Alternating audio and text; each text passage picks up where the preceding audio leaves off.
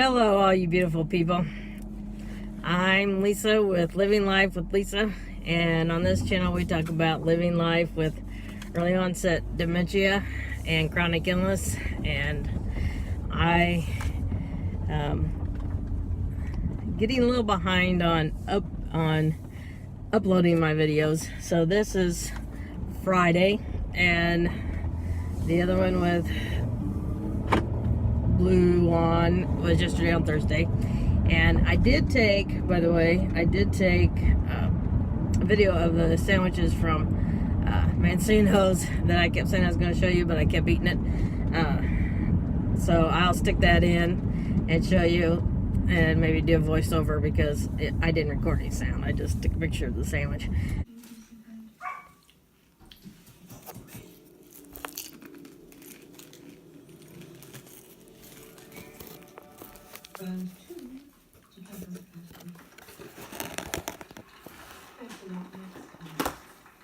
Or just a little video. But they're really good, so I just want to I talk about them. They should sponsor me, don't you think? But I'm just kidding. They're not gonna sponsor me. They're a little ugly thing. But I am on my way to the doctor's office to see about my lungs and bronchial tubes and all that stuff, and I have a feeling everything's gonna be good. This morning, Maddie came over and helped me shower and get dressed. I'm gonna have to call real services because right now I am back in the wheelchair. I cannot stand up straight. Can't walk more than a couple feet, and it's just getting bad, and I'll be like this for a while until we can find out what's wrong or do surgery, because it's a ruptured disc is what the surgeon's thinking it is, and I tend to agree with him. What I really need is to plant myself somewhere and just to be there until we can get through this, and I can't do that as a mama. And so the wheelchair is working out, and I have to say that I have this app for McDonald's, and I know it's not good to feed at McDonald's, but yesterday was a nightmare. If you watch, I'll try to make sure I put them up in the right order. But last night I was taking the oldest to the orthodontist, and then to get his hair done, and then we were going to be done. Well, when I went and picked all the kids up from school, so we could get everything, kind of get a head start on everything, my youngest gets in the car and goes, "Oh, my thing's tonight." And I should have known that. I taught that his music program is what it was. I taught that. I knew one was coming up. I didn't know when it was. I kept asking him. He didn't know. I didn't check. I should have. I'm partly to blame. But he claims that nobody ever told him, which I know is not true. So I said, "Just gotta take the F." And so I dropped 2 off, and then we did an orthodontist, went and got him started at the hairdresser, used this app for McDonald's, which is wonderful for people like me that have memory problems and mobility problems, because they were able to tell me what they wanted. I could put it in the app, order it right there on the phone while I'm sitting there with kids. They tell me what they want, I order it, and then I know they've got the order right, and then I can actually pay for it. And then when I go there, I check in, and they bring the food out to me, and I take it. So we did that, and I hope they don't do away with it. I know it's a test thing, but it's perfect for someone like me, and I don't know how to get word to them how helpful it is. So if you have any idea, I don't know if they have a Facebook page. I don't know how you do it, but I really want them to know how much I appreciate it.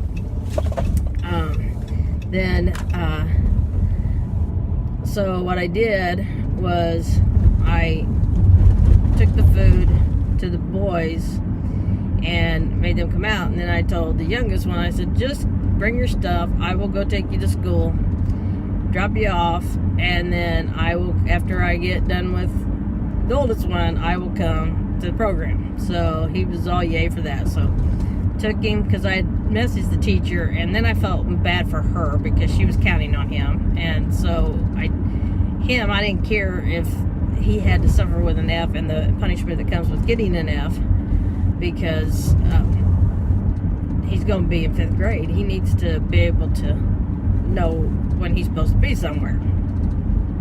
And it's a hard lesson to learn, but you got to learn it. But I didn't want to punish the teacher because I'm trying to teach my kids something. So I took him and went back, finished up with number 1, and took him home, and then went to the school, and there was no place to park. No place. And it had already started, and he had to be there early because he had a part where he had to get costume and stuff. And so it's turning into story time, isn't it? So I was thinking, I don't know where I'm going to park, because I got this wheelchair and I cannot wheel myself across 3 acres of property to get into the building. And so I saw a teacher walking out that I knew that she'd just been working over and wasn't there for the program. And so when she walked out, I said, hey, can I have your parking spot? And she said, sure. And so I waited, and she pulled out, and I pulled in and got at least close. I wasn't in a handicap spot, but I was close into the building. And so I got wheeled in there. Somebody held doors for me, and I got in, snuck in the back, and watched the program. I have lots of thoughts. I had a lot of thoughts going through my head, and about things, and I want to go through them, but I don't want to do it. I'm going to say I don't want to do it right now, but in the video it'll be spliced right in, so it will be right now, but I may not remember until I start editing this. But as I sat there in the back of the gymnasium, I was kind of off to the side, and off to one side was the bleachers, had all the people, and then they had chairs setting up for the stage. And and I kept looking around and thinking about how much my life has changed in 5 years. And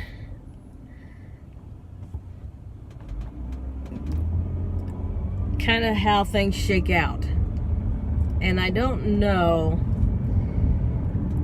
some of it was very good, some of it was very heartwarming, some of it was not. But it's just, I don't know how to explain it.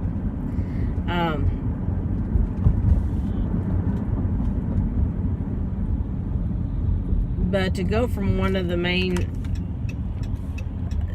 I don't know how to say this.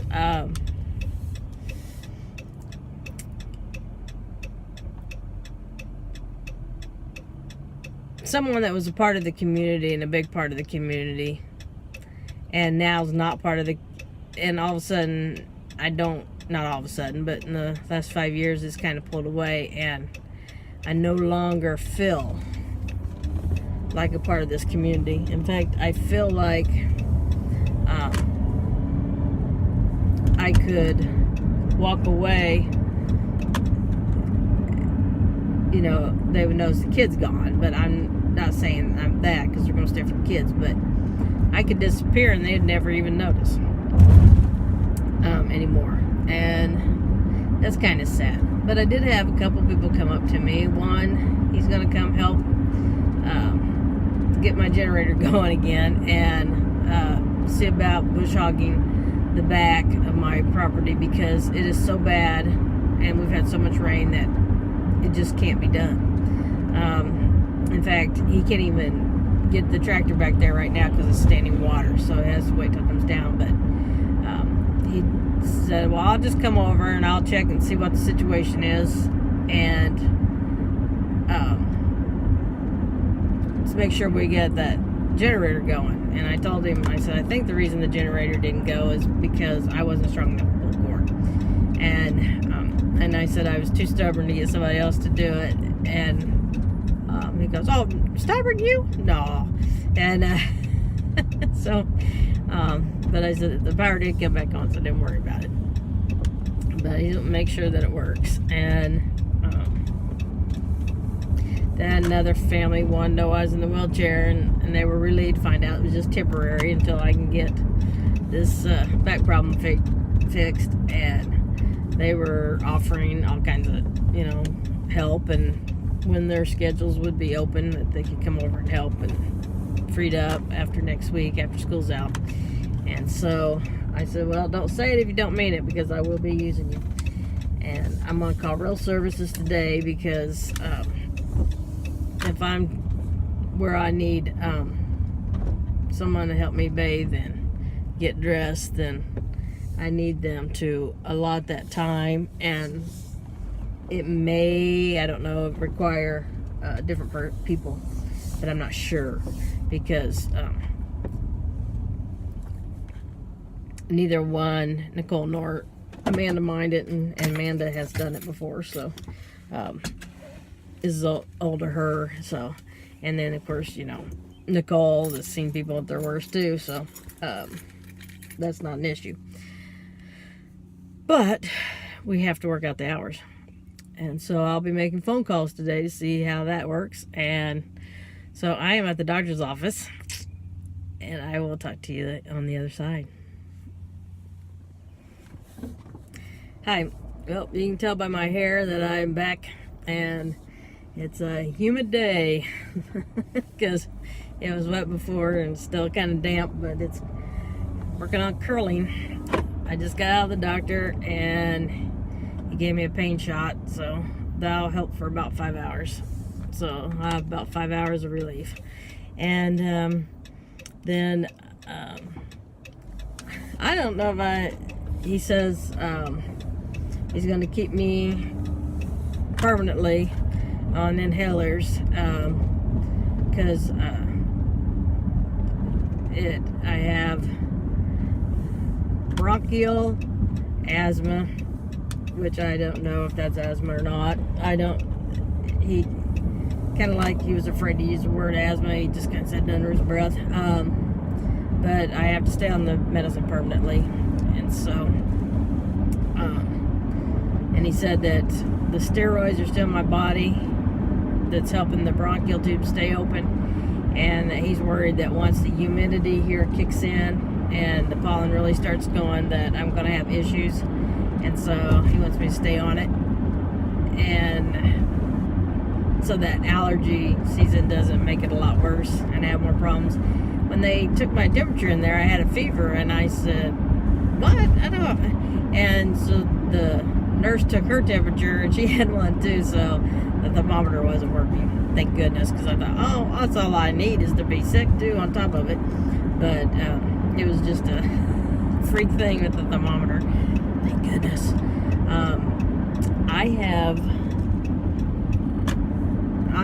I just want to go home and go sleep, but I have not eaten yet, so I'm trying to decide whether to get something, grab something, or just go home and sleep and don't eat. But that's nothing you can help me with right now, because you obviously can't talk to me right now, and I'm sorry that for some reason that keeps moving, and I don't know why. So right now I've got to decide one way or the other, because I am going to be out of choices in about 2 minutes as soon as this car starts moving. So most likely I will not grab anything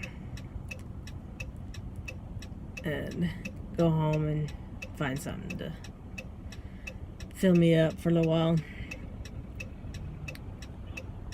There we go.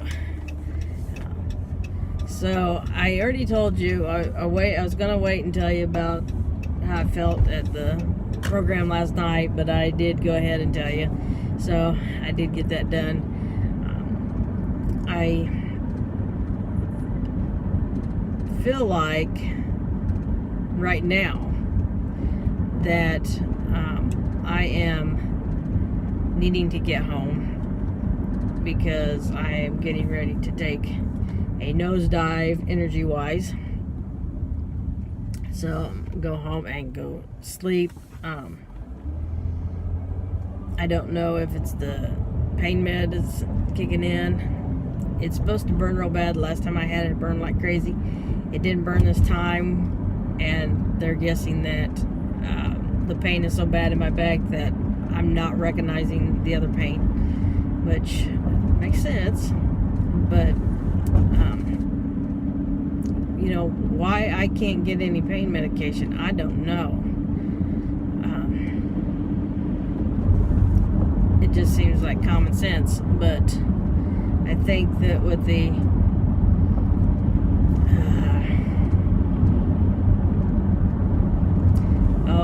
the thing starts with the epidemic thing, that everybody's afraid to prescribe any pain medicine, and it's too bad because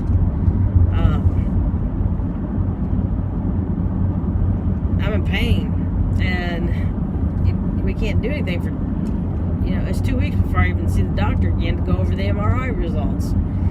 So, in those 2 weeks, I'm just gonna have to, use Tylenol, and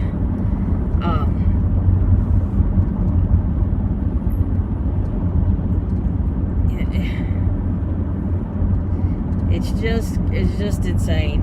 It's just insane. Anyway, I can tell that I'm mumbling and that I'm not keeping a straight thought. So, have a wonderful day. Live life to the fullest, and we will see you next time.